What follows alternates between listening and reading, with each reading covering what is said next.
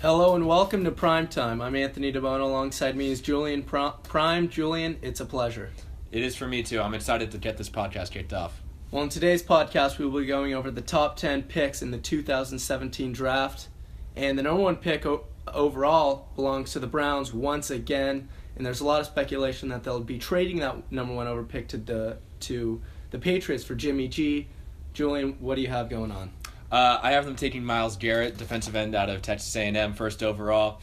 You know, he's one of the safest picks in the draft. You see him going first in everybody's mocks. He's ready to go. He's a plug and play kind of player. He's gonna fit in perfectly with the Browns. He's a huge defensive end. That'll really be huge for the Browns. Yeah, and he has the 12th most sacks in the NCAA since 2005, which is that's crazy. More than Aaron Donald and Vic Beasley, and they're already young gunners in this league.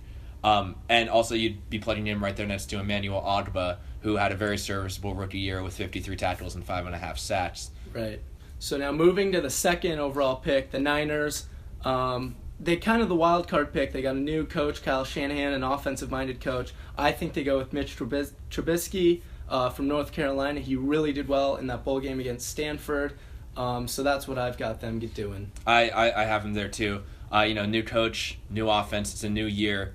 It's pretty much a new team. Exactly. I think he's the most pro-ready quarterback in the draft. He's accurate. He's got a really quick release. And he had a 70% or a 69% completion percentage with almost 3,500 yards on the year and 28 touchdowns. That's awesome. Now going to the number 3 overall pick, the Bears. Jay Cutler, we're not sure what he's going to do. I personally think that they'll cut him. But in terms of who they're going to pick, I think Jonathan Allen. They need defense. They really need a rush defense. Their pass defense was fairly good, number 7. And they were the 27th overall run defense, so Jonathan Allen will fit perfectly for the Bears. Yeah, I don't see Cutler staying with the Bears, but I also don't see a quarterback being taken third overall. Right, I think the Bears are smart enough to know that none of these quarterbacks are going to immediately turn their franchise around, and you might as well go with the best player available. Right. You know, Jonathan Allen won the Chuck Bednarik and Brock Nagurski awards, the best defensive player and the best defensive lineman, I believe. Yeah. Last year, and it just makes sense. Yeah, he's there. So now going to the number 4 overall pick, the Jaguars. Their secondary, they picked Jalen Ramsey last year in the first round. Do you think they'll go defense again like I do, or do you think that they'll go offense? I have them taking Dalvin Cook from Florida State. Okay. They have a really young team, a really young defense, and I think you give it 2 years. If it doesn't pan out, then you start looking at it again. But you have the pieces there. You have the pieces there on offense, but they've been there and they're underperforming. Right. You need a spark plug to pick up on Bortles' slack and just add another aspect to that underperforming offense. Right, and I completely agree, but I think Marshawn Lattimore would fit a little better in the defense. Prince Amukamara is kind of, he's not the player he used to be, so I think secondary would help the Jags in the long run. Now moving to the 5 overall pick, the Titans. Mariota went down late in the season, kind of blew their playoff chances. Who do you got? I have Jamal Adams, the safety out of LSU. I think wide receiver is more of a need for the Titans, but Me too. In this draft, I would not take anybody 5th overall. Right, and Rashard Matthews filled in the gap this year and did well with Marcus Mariota, so I think later on in the draft, and they do have a later in the first round draft pick, so I think then they can get a wide receiver, and I do think Jamal Adams from LSU is necessary for the Titans this year. Yeah. For me, it kind of came down to which needed more help, the cornerback core or the safety core. Right. And I think it's the safeties. I completely agree. Rashad Johnson's getting old. His play starting to decline, and I think if they picked Adams and Johnson kind of took him under his wing, that would be good for both. Right. Now going to the 6th overall pick, the New York Jets.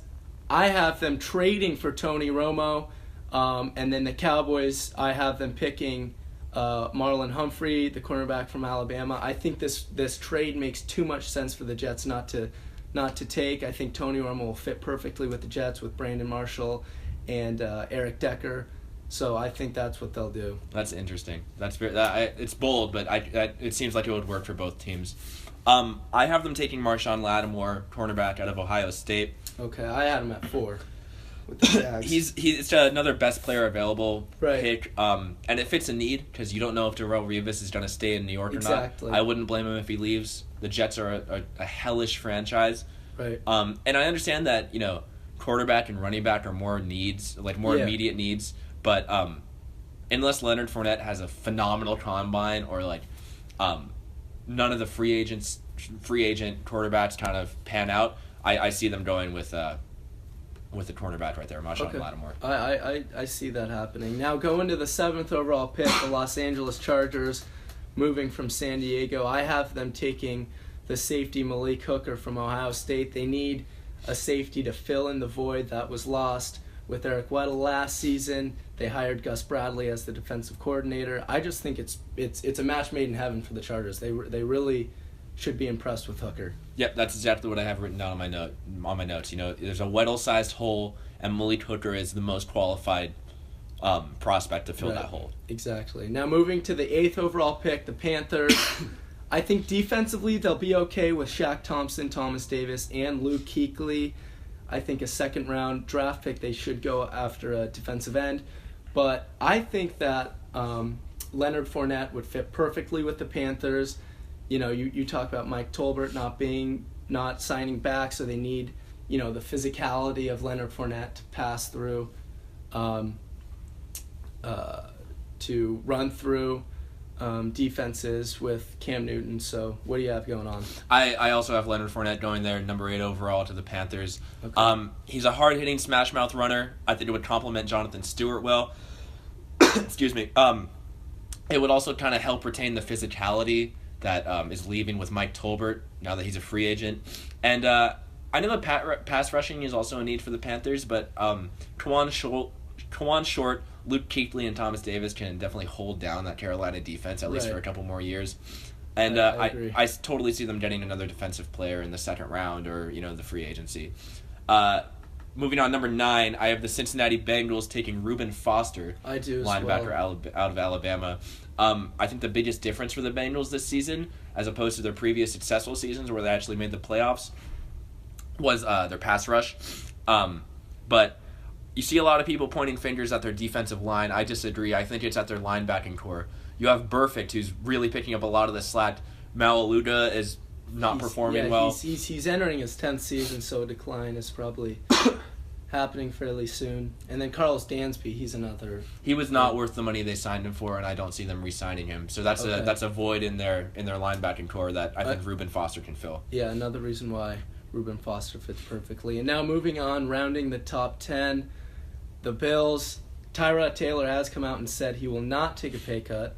He's being paid $9.5 million a year.